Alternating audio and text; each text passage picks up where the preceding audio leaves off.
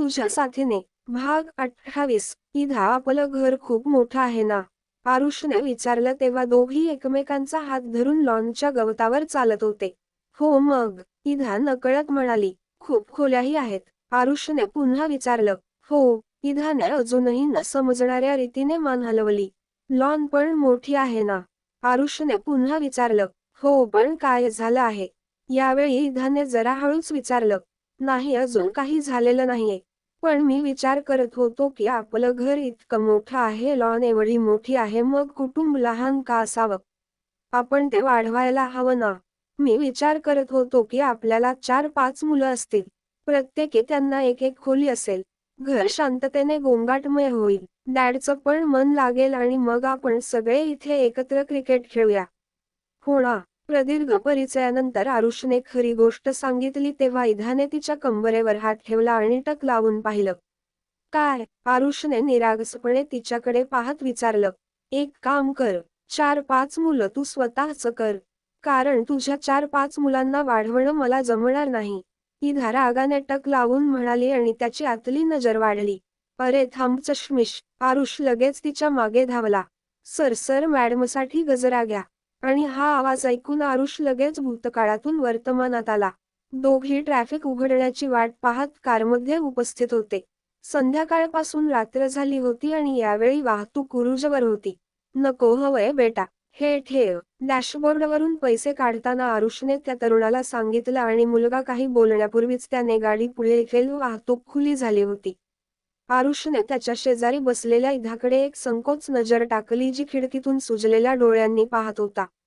ती संपूर्ण मार्ग गप्पच राहिली पण आरुषला माहित होतं की तिच्या आत काय चाललंय. आरुषने तिच्या उगवत्या शरीराकडे एक नजर टाकली आणि त्याचं मन पुन्हा एकदा गुरफटलं पण त्याने लगेचच मान हलवली आणि गाडी चालवण्यावर लक्ष केंद्रित केलं. रात्री उशिरा तो घरी पोहोचला. इधाने भरल्या डोळ्यांनी ती ज्या घरात राहिली होती त्या घराकडे पाहिलं. इथून निघताना तिने पुन्हा इथे येणार नाही अशी शपथ घेतली होती. पण नियतीने तिला पुन्हा इथे आणलं होतं. ही असहायता पाहून तिचे डोळे भरून आले.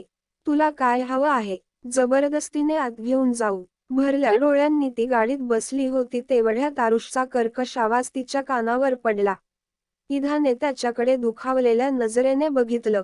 त्याने तिच्या खोलीचं दार उघडलं आणि डोळ्यात कडक भाव घेऊन तिच्याकडे पाहत होता.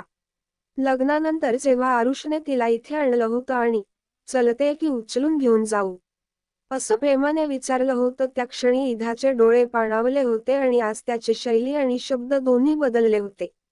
इधाने रागाने मान हलवली आणि तिच्या जड शरीरावर ताबा मिळवत हळूच खाली उतरली. खाली उतरताना तिला खूप चक्कर आल्यासारखं वाटलं पण तिने लवकरच स्वतःवर नियंत्रण ठेवलं. आरुषने दरवाजा बंद केला आणि तिचा हात घट्ट धरून तिला आत नेलं. तिने हॉलमध्येच मिस्टर हरीश यांना पाहिलं. ते इकडे तिकडे फिरत होते आणि खात्रीने त्याची वाट पाहत होते. रात्रीचे 11:30 वाजले होते आणि त्याचा पत्ता नव्हता. दुसरं म्हणजे तो फोनही उचलत नव्हता. आरुष कुठे राहिला होतास तू? आरुषला येताना पाहून ते पटकन बोलले पण त्याच्या बरोबर उभ्या असलेल्या इधाच्या उपस्थितीकडे नजर पडताच त्यांचे शब्द आपोआप गळून पडले. त्यांनी आश्चर्याने तिच्या शरीराकडे पाहिलं आणि एक विचित्र आनंद वाटला तर इधाला कदाचित 7 महिन्यांत पहिल्यांदाच लाज वाटली. तिने लज्जितपणे आपलं डोकं टेकवलं. तिच्या डोळ्यात बरेच अश्रू होते. आरुष, हे, मिस्टर हरीश यांनी आनंदाने हसत बोलण्याचा प्रयत्न केला पण आरुषने त्यांना अडवलं.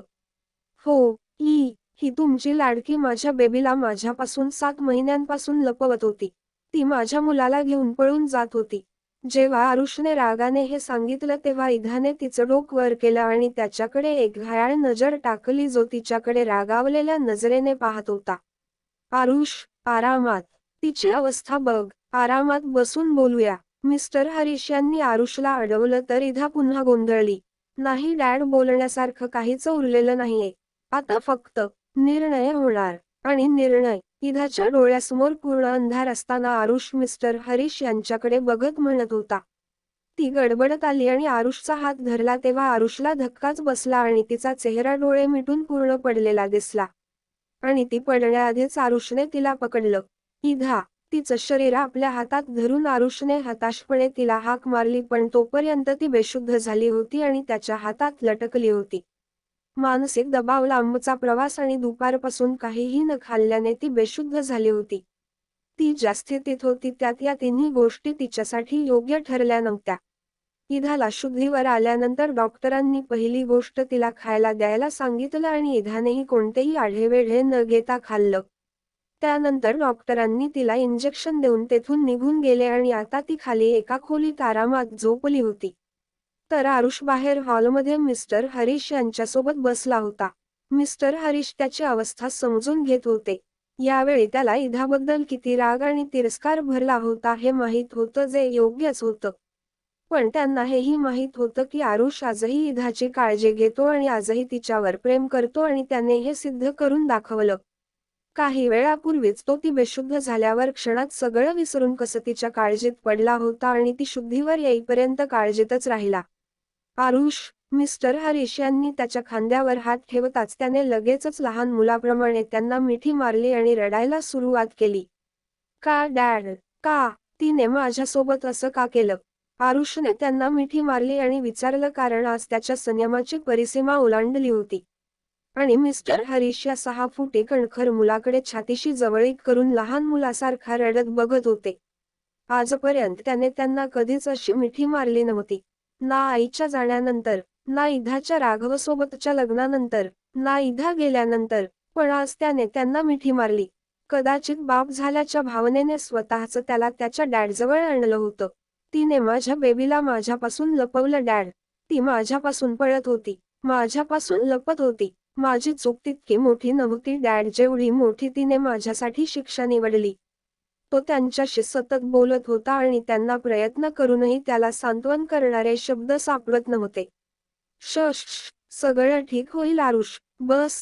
मिस्टर हरीश यांनी पाठीवर थाप मारून सांत्वन केलं. तो खरंच समाधानी होता की नाही माहीत नाही, पण त्याने आता शांतपणे डोळे मिटले होते. मध्यरात्रीच्या सुमारास आरुष खोलीत आला. मिस्टर हरीश यांच्या सांगण्यावरून त्याने थोडं जेवलं होतं. तो दरवाजा बंद करून बेडजवळ आला तेव्हा ती पूर्ण झोपली होती. ब्लँकेट असूनही तिचं फुगलेलं अस्तित्व दिसत होतं. हळूहळू चालत तो बेडच्या पलीकडच्या बाजूला आला. शूज काढून तिच्या शेजारी बेडवर आडवा झाला आणि तिच्याकडे वळला.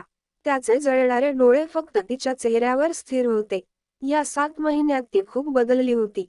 एकेकाळी गुलाबी असलेला चेहरा आता पिवळा झाला होता. डोळ्यांखालील काळी वर्तुळे हलकी होत होती, जी चष्मा काढल्यावर अधिकच स्पष्ट होत होती. पोट फुगल्यानंतर चेक केल्यावर ती खूपच अशक्त झाली होती. तिने यापूर्वी फारसे दागिने घातले नव्हते, पण यावेळी तिच्या अंगावर दागिन्यांच्या नावाखाली एक अंगठीही नव्हती. तिच्या या अवस्थेवर आरुष दुःखी तर झालाच, पण रागही आला. ईधाच्या आता आपलं मूल वाढते याची जराही कल्पना त्याला आली असती तर आरुष तिला शोधत असताना त्याची तीव्रता वाढवली असती. त्याने ईधाच्या प्रकरणात पोलिसांना गुंतवलं नव्हतं, पण जर त्याला माहीत असतं की ईधाची अशी अवस्था आहे तर तो पोलिसांना गुंतवण्यापासून मागे हटला नसता. आरुषने हात पुढे केला आणि तिच्या पोटाला अगदी हळूवार स्पर्श केला आणि त्याच्या ओठांवर एक सुंदर हास्य पसरलं. हा तो आपल्या मुलाला जाणवू शकत होता. त्याच्या ओठांच्या आकारात दडलेलं हसू जरा जास्तच गडद झालं होतं. आणि आज किती महिन्यांनी कुणास ठाऊक तो मनसोक्त हसला. नाहीतर जेव्हापासून ईधा निघून गेली तेव्हापासून तो हसायला विसरला होता. हसला तरी तो स्वतःवरच उपहासाने हसायचा. 7 महिन्यांपूर्वी या दिवसात सर्व काही खूप छान चाललं होतं. सर्वांचं आयुष्य पुन्हा रुळावर आलं होतं. आणि ते आता आनंदी होते. ईधाला आरुष भेटल्याचा आनंद होता आणि आरुषला त्याची ईधा भेटल्याचा, आणि मिस्टर हरीश आपल्या मुलांच्या आनंदात आनंदी होते. हलकीशी छेडछाड, राग, कुरघोडी, प्रेम, आपुलकी, सर्व काही त्यांच्या आयुष्याचा भाग होता. आरुष सकाळी ऑफिसला जायचा आणि ईधा त्याच्या मागे घरी मिस्टर हरीश यांच्याशी गप्पाही मारायची. असंच चालत राहिलं. मिस्टर हरीशही आता फ्री झाले होते, त्यामुळे ते अनेकदा त्यांच्या मित्रांना भेटायला जायचे. आरुषच्या सेक्रेटरीचाही प्रश्न मिटला होता. निहारिका नावाच्या एका गरजू मुलीला आरुषची सेक्रेटरी म्हणून कामावर ठेवलं होतं. या पदावर एका मुलाला काम देण्यासाठी आरुषचा प्रयत्न होता, परंतु या पदासाठी फारच कमी मुलांनी अर्ज केले होते. त्यामुळे योग्य उमेदवार मिळू शकला नाही. त्यावेळी निहारिकाची गरज होती आणि तिची पात्रता आणि क्षमता लक्षात घेऊन आरुषने तिची नियुक्ती केली. आणि तिनेही आपल्या मेहनतीने हे पद लवकरच हाती घेतलं. आता आरुषच्या मनालाही थोडा दिलासा मिळाला आणि तो इधासोबत खूप वेळ घालवत होता. आजकाल त्याचा खोडकरपणाचा छंद शिगेला पोहोचला होता आणि इधाही त्याच्या प्रेमात पूर्णपणे बुडून गेली होती. कधी कधी त्याची तीव्रता पाहून ती घाबरायची. जितक त्याने तिच्यावरचं प्रेम व्यक्त केलं तितकीच इधाची त्याच्यापासून दूर जाण्याची भीती वाढत गेली. आरुष तिला समजावत होता की त्याचं तिच्यावरचं प्रेम कधीच कमी होणार नाही, पण इधाला वेगळंच फील यायचं. आणि हा मानवी स्वभाव आहे की आपल्या जीवनात आनंद येताच आपल्याला भीती वाटू लागते की खूप आनंद झाला आहे तर भविष्यात नक्कीच काहीतरी दुःख येणार आहे. पुढे काहीतरी गडबड होणार हे नक्की. काही नकारात्मक विचार आपोआपच मनात येऊ लागतात आणि इधाच्या बाबतीतही तेच झालं. कळत नकळत तिने अनेक नकारात्मक विचारांना आपल्या मनात जागा द्यायला सुरुवात केली होती. आज आरुषने इधासोबत डिनरचा प्रोग्राम बनवला होता. मग तिथून मूवी आणि मग घरी जेवण केलं. हा संपूर्ण प्लॅन त्यांनी रात्रीच आखला होता. इधा सुद्धा बरेच दिवस बाहेर गेली नव्हती म्हणून खुशीने आनंदाने होकार दिला. त्यांनी मिस्टर हरीश यांना सोबत येण्यास सांगितलं होतं पण त्यांनी नकार दिला होता कारण प्रथम त्यांना बाहेरचं जेवण आवडत नव्हतं आणि त्यांना दोघांनाही त्रास द्यायचा नव्हता. त्यांना चित्रपट वगैरेंमध्ये कधीच रस नव्हता. मिस्टर हरीश यांच्यासाठी जेवण बनवून इधा स्वतः तयार झाली आणि आरुषच्या ऑफिसमध्ये आली.